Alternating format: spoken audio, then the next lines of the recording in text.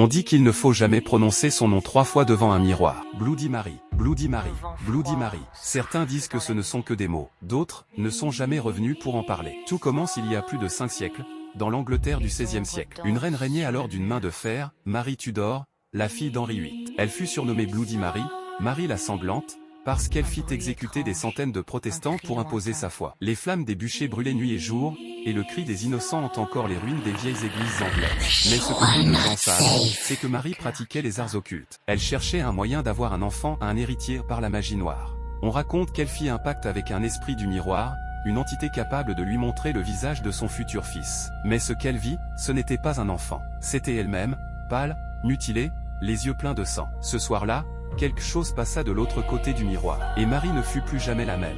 Dans les années 90, une jeune fille nommée Laura Jenkins, 14 ans, aurait tenté le rituel avec 2 amis. Elle riait, se filmait, se moquait de la légende.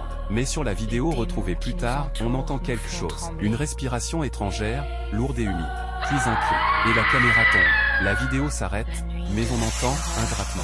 Comme des ongles sur un miroir. Laura, elle, n'a jamais été retrouvée. Seule la glace était couverte de traces sanglantes, à l'intérieur du reflet. Et toi, oserais-tu tenter le rituel? Écris en commentaire si tu penses que c'est vrai, ou si tu as déjà entendu parler de quelqu'un qui a vu Bloody Mary.